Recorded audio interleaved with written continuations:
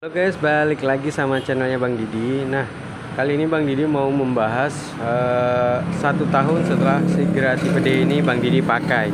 Ini sorry ini agak berisik banget karena memang di tepi jalan nih, lagi di toko Bang Didi ya. Posisinya memang pas banget di tepi jalan. Nah, setelah 1 tahun penggunaan itu seperti apa? Yang pertama ini saya akan tunjukkan. Ini ada lecet-lecet ini seperti ini. Ini akibat Gojek ya. Nanti akan saya jelaskan lebih lanjut kenapa. Ini sudah mau klaim asuransi, ini udah ditandain. Terus bagian belakang juga ada ditabrak, ini lecet juga di bagian belakang. Nah ini dia, udah ditandain juga, ini ditabrak juga nih. Terus yang lebih parah itu di sebelah sini guys, ini ditabrak pada waktu berhenti ya. Nanti Bang Didi akan jelasin juga kenapa. Nah, setelah 1 tahun penggunaan itu nggak ada kendala berarti sih, baik di sisi mesin ataupun di sisi kelistrikan dan lain-lain. Ini Bang Didi tadi buka lupa nutupnya guys. Nah, kurang lebihnya seperti apa, simak videonya selengkapnya ya.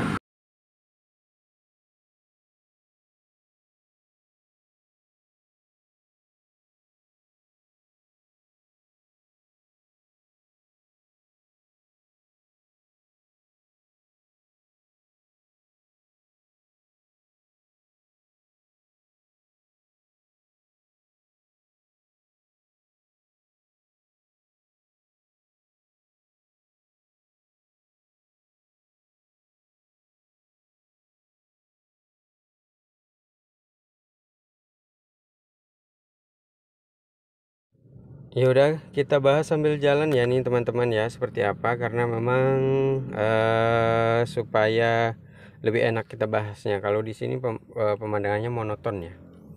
Yuk kita bahas ini setelah 1 tahun ya. A few moments later. Nah guys, ini untuk 1 tahun setelah penggunaan Sigra Tipe D itu ini sudah ditempuh dengan jarak 27.125 km ya. Artinya itu hampir 30.000 km dalam waktu 1 tahun. Nah perjalanannya memang ini cukup jauh sekali ya. Sudah ke Sumatera seperti Lampung, Palembang, kemudian Jambi dan Padang. Sementara untuk ke Jawa itu sudah ke Pemalang, Tegal, Semarang, kemudian Jogja, Madiun, Surabaya, bahkan yang terjauh ini sampai ke Banyuwangi. Nah, kenapa mobil ini bisa sejauh itu perjalanannya? Karena memang Bang Didi di sini masih bekerja sebagai karyawan di salah satu perusahaan yang bergerak di bidang pakan hewan ya, dan Bang Didi alhamdulillah itu sebagai manajer marketingnya seperti itu, dan beberapa posisi seperti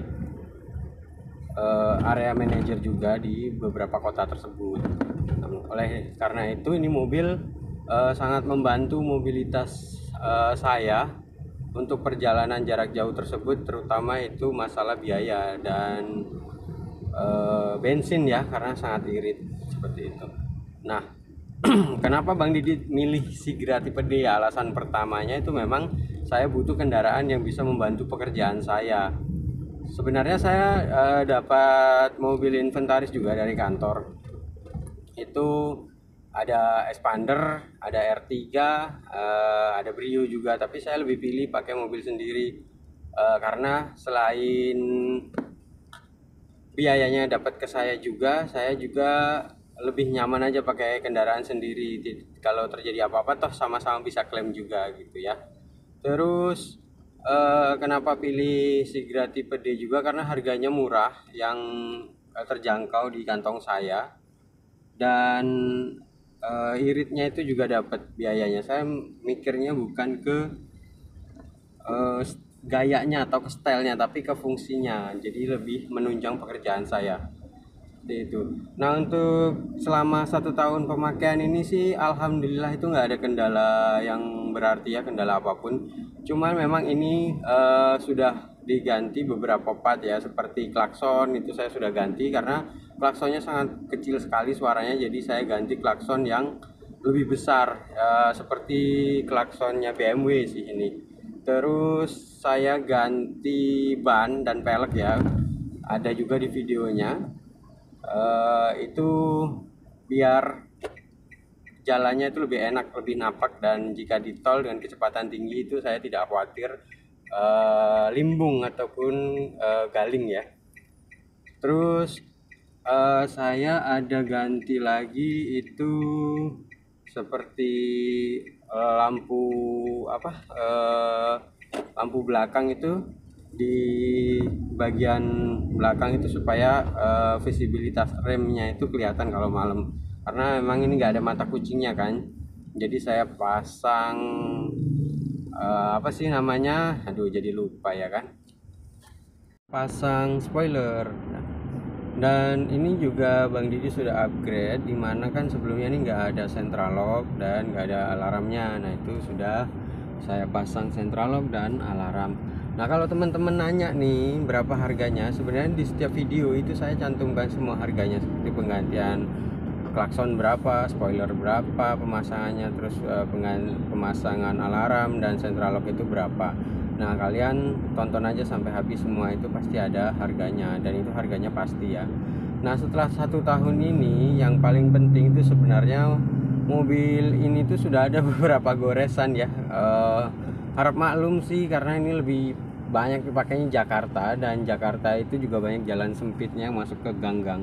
Nah itu banyak banget disenggol sama abang-abang ojol ya, seperti depan ini kan ada nih ojol Grab, Gojek. Nah mereka itu saya nggak tahu bagaimana cara perekrutannya si ojol Grab dan Gojek ini ya, apakah mereka dites apa enggak. Itu sering banget lawan arah gitu, terus nabrak dari samping.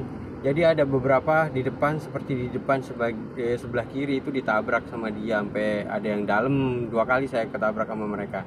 Padahal saya nggak kenceng, hanya pelan, tapi memang diserempet, kesenggol sengaja. Nah itu sudah lecet ya, mereka yang salah tapi malah mereka yang lebih galak guys. Nah kayak gitu ya.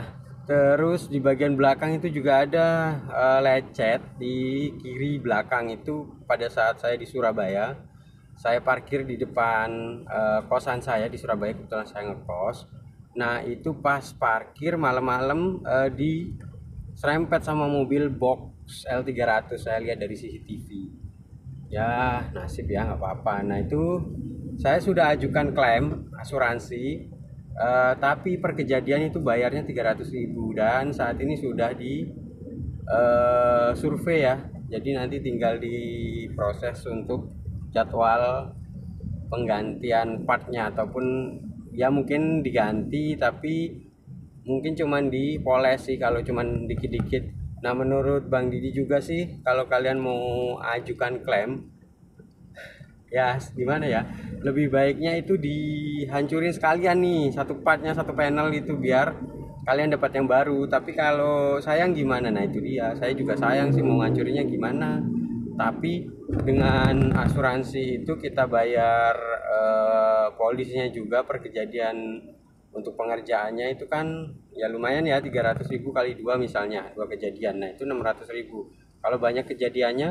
Tapi kalau masih satu panel itu dianggapnya satu kejadian aja sih, kalian tinggal nego aja sama surveyornya atau salesnya itu. Terus